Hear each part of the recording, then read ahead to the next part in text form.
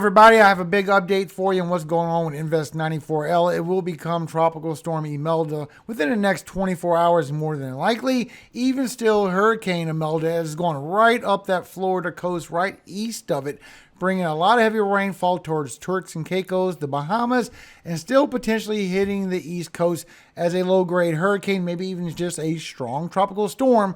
But all the moisture is going to bring with it, is going to bring it potentially up to a foot to a foot and a half of rainfall. This system is going to be trapped right here along the East Coast, and it's just going to stay there until it lets go of all of its moisture and leaves all of it right here by the mid-Atlantic. A lot of potential flooding coming this way with some winds as well. Now I'm going to talk a little bit slower in this video because there's a lot going on. I want people to really understand what is happening so they can register the possibilities. There is three different possibilities, three different scenarios that could happen with this system. It could either go right up the coast, still go right into the Carolinas, bringing a big problem for a lot of people, multiple states, more than just the Carolinas. And I did check for a PRE, a predecessor rain event, just like what y'all had last time when Helene showed it. It was a pre-rainfall event that came before the hurricane came, and that's what gave a lot of very intense flooding. I'm not seeing a PRE on this system so far. Another scenario is as this trough's coming down, as it's pulling away Humberto, major hurricane Humberto. You can see it's holding on to that major hurricane status, and it is going to start weakening down as it gets sheared from this trough. But as it pulls this away, potentially is going to pull this system a little bit away from the coast. So it could sit there and go into the East Coast if it goes fast. If it goes slower, it can sit there and stall by the East Coast and just bring a lot of heavy rainfall, just pulling in all this tropical moisture, bringing threats of tornadoes, plus the rainfall bringing the flooding as well, a lot of damage and winds.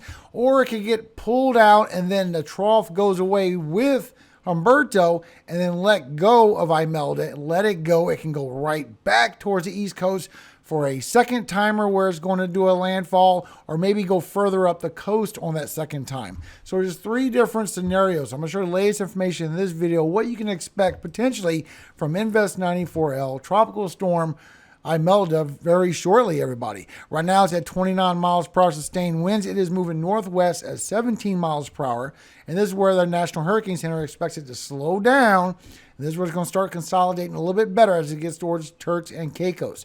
Look at the confidence in the guidance going right up western Bahamas, showing that it's going to bring a lot of rainfall for y'all so far. The winds are going to start picking up potentially right past y'all, so y'all's will be a flooding event, so watch out for that. Then you have the confidence of it as it goes right up the East Coast, showing it could linger and it could be another set pulling it further up the mid-Atlantic as it pulls it away. I will show you the latest information. Now, as of making this video, you can see the latest update in the guidance in 72 hours where this could be. It really has a lot of confidence right there, just now leaving the Bahamas. This is where it starts intensifying. This is where it also can get hit with some shear as well, everyone.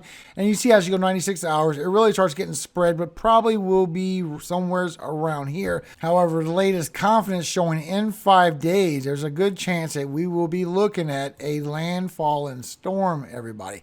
And remember, this will be north and east side loaded. So it bring in all this tropical moisture plus the banding from the system is going to bring threats of tornadoes. The latest on an intensity guidance shows more than likely as we go into Monday. This is going to be a Sunday into a Monday potential landfall, everyone, showing it could be any spectrum of a low grade to a high grade tropical storm. It could still be a low grade hurricane, everybody. This is all depends how slow it swings around this high pressure or how fast it swings around the high pressure. Showing the latest update with the Arctic Oscillation that we still have this cold front coming down as in about 2 days is when it's going to start, and it's going to reach its deepest point right on October 1st. Now, before we go to the Euro model and some information that I also want to show you, I want to show you these two hurricane models real quick. So this is a hurricane analysis forecast system A, showing what our 10 meter sustained winds as we go by Saturday, as this system starts building up over here by Turks and Caicos and the Bahamas. That could bring 50 miles per hour sustained winds with it. That's what all that red is. All this yellow you can see down here is 30, but all that red is getting towards that 40, even getting at pockets of that 50 and that brown. Showing the highest is 50 so far, but as we go further towards the north, you can see as you go into Sunday evening, it starts strengthening. Now you're starting to get up to 60 and all that white banding that's going further towards the north. Now, showing by Hurricane Analysis Forecast System A that it could ride really close towards Florida East Coast, where it could bring a lot of strong riptides as well, but also bring you some winds and maybe even a tornado threat if the banding gets closer. All that brown is all 50 and 60 miles per hour sustained winds, showing the strongest it will get potentially will be right at a low-grade hurricane by the time Monday evening, 7, 10, 1 o'clock in the morning for Tuesday, going into Tuesday morning. Showing on the hurricane panel that at that scenario, as this moves further towards the north, you can see right here with the banding that this is going to start bringing a lot of banding and tornado threat as it goes towards northern Florida, Georgia, also for South Carolina on that status. And then the second one I want to show you is Hurricane Analysis Forecast System B. This is the second model, showing almost the same thing, somewhere around 30 to 40 miles per hour sustained winds for Turks and Caicos, really strengthens towards 40 and 50 miles per hour sustained winds, even pockets of 60 in the white for northern Bahamas. But this one goes forward, not so close towards Florida, but it starts strengthening up almost to where it's a strong Cat 1, 82 miles per hour sustained winds going towards South Carolina. Also showing on the hurricane panel that as that moves forward, all the banding on that one would be on South Carolina, then a little bit of North Carolina, bringing a threat for the tornadoes with that banding. So you got to watch out for that as well. It's not just for the storm by itself, but also bringing all the damage and winds where it'd bring a lot of power outages. Now that is very important because that trough with that cold front is what's going to help get Humberto out of here, everybody. That way we don't have two systems going towards the East Coast. So you can see the latest run with the Euro, and GFS has finally come around to the European. That as we go literally 3 days towards 4 days, and you can see it starts strengthening up when it leaves the northern Bahamas by Sunday. Then you have major Hurricane Humberto coming around very close as well, getting swung by the high pressure and potentially having landfall as early as Monday evening, sitting there for a while, getting suppressed by this big high pressure and making it stay on land the whole time, bringing all that rainfall while it pulls Humberto out. That is one scenario. You can still see the latest information with vorticity with the European. As it gets itself together in the Bahamas, starts heading north, that trough starts going on a little bit of a tilt way far to the northern side. Way up here to the north is where it's getting that tilt, and it's not really pulling it too far to the north. You can see it does grab it right there. It does have a hold of it, but it's not bringing it too far to the north. Then it swings right around towards the Carolinas and it starts intensifying because the shear is not as strong as it was earlier, because you can see right here the shear won't hit it until right before it goes on landfall. So it won't have a lot of time to dwindle that down. It still will be a very strong core according to the latest run, and then sit there and be stuck for multiple days as you go through the week while that trough and that cold front pulls out Humberto, still sitting there with all this rainfall. Showing with the shear that as we go forward, you can see that trough really don't put a lot of shear on that system until right till it goes to Sunday evening, overnight into early Monday morning. Then it starts getting some shear on the northern side. You can see this on your relative humidity. So you have all this tropical moisture that's coming up with this storm system as you come from Friday into Saturday. Then you have Imelda right here. And as it goes further towards the north, that shear and that trough starts hitting on a big pocket of dry air. That is a big pocket of dry air right there and not moisture. So it's pulling away all the dry air. That way the system can sit there and get better organized for a minute before it finally starts going closer towards shore and maybe getting some dry air in the back side of it at the last minute. So it's able to intensify after it removes the dry air from in front of this system. You can see that. Instead of shearing the moisture, it shears the dry air.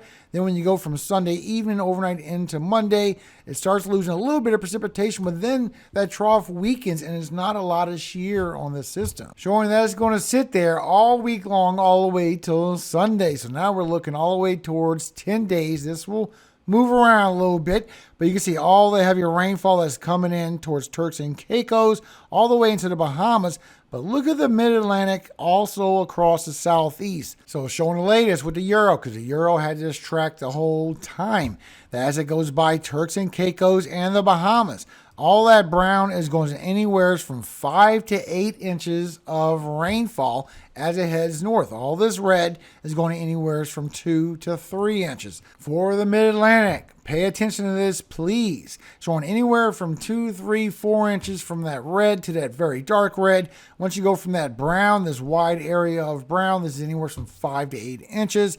Once you go from this purple to that bright purple, this is anywhere from a foot to 18 inches of rainfall. Showing the heaviest is 21 inches of rainfall. Also potentially the damaging winds coming on the latest run as of making this video. All this orange is bringing 50 miles per hour wind gusts, 60 in the red, even 70 right along the coast. And you have this big wide pocket of 40 miles per hour wind gusts, definitely for the higher elevations, going all the way towards the coast of the northeast. Now here's scenario number 2 and scenario number 3. Scenario number 2, this is the experimental model. This is Google Minds, showing all these ensembles agree it will be down here by the Bahamas, but showing as it goes further towards the north that the system Humberto will get pulled away by that trough, and as that gets away, it will allow for this system to get pulled away, and as it's headed north, it'll get pulled away. It all depends if it goes slower. If it goes faster, it's going to miss that trough and it's going to be on land before any type of pulling. And then another one that it could do is after this pulls, it could miss the trough after that, let it go, and then it comes back on the land again or back further towards the north towards that high pressure. So there's multiple chances that this could be a double hit on the same storm. You can see this. So this is experimental. You look at Weather Next Generation, seeing this headed further towards the north, get a little stall effect right here, then maybe pull out. This stall effect could be right here on the coast. It could be on land. Once again, it depends how slow and how fast this system moves forward. Look at the Euro ensemble, showing that it will start headed that way, but then it could come right back. So that could go on land. If it goes fast, it could go on land. It could be a lot of impacts or right on the edge of the coast, get pulled away, and then get let go again and come right back again. You can even see with GFS, it's finally into agreement. It's even agreeing that it will be a strong system as you go through Monday evening over here for South Carolina. Now remember, this puts all the banding on North Carolina, threats for tornadoes. I will go through that in this video as well. So latest GFS has seen the same thing, including the stall effect where it sits there and brings all that heavy rainfall. But you can see here with the latest run with the AI model that it sees this getting pulled towards the coast, give you impacts of banding, flooding, maybe some winds, then it pulls away. Then that trough goes away with Humberto. You get blocked by this cold blast on the 1st of October, and it goes right back towards the coast again.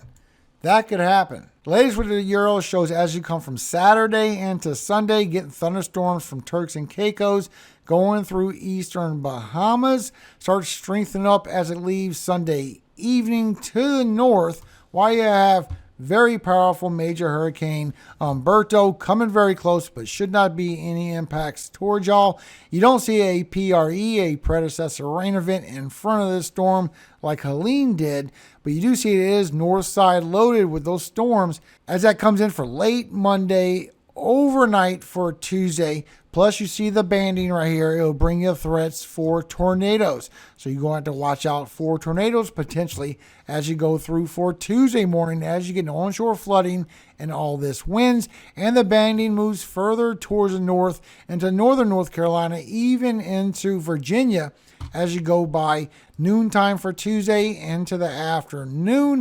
And then as Humberto gets pulled away, it just sits there and brings you storms for the next few days, just adding up to a foot of rainfall. The latest from National Hurricane Center still has it at 80% in the next 48 hours, 90% in the next 7 days. Also showing, while there is significant uncertainty in the long-range track and intensity of the system, the chances of wind, rainfall, and storm surge impacts for a portion of the southeast U.S. coast are increasing. Interest in that area should monitor the progress of this system. So like I said before, please prepare for these impacts. And if you don't get these impacts, we will all be so happy. You'll just be a little upset because you spend some money. Please spend the money if you have it. I know it's very tight right now. This is why I always do early forecasting, because just doing this saying, hey, you got a couple of days, it's just not enough time. Please get prepared. Please let your neighbors know. Please share this video. Let other people understand what is happening around the corner. We have 3 different scenarios. I really believe that we're going to see it come forward. We're going to see a little stall effect. Then it's going to let it go. Then it's going to come on land. All in all, bringing a big flooding risk, which is worse than anything in my opinion. Definitely, if you're along the South Carolina, North Carolina coast, if you are in a trailer, in a flood-prone area, please get ready to evacuate. That place will not be good enough for you. Thank you to everyone that showed a lot of support this morning, helped get the word out to people, let them get alerted to what's going on. I really appreciate every single one of y'all. You are literally saving lives. And before I go, some quick words from our Father, everyone. Proverbs 27, 9 and 10.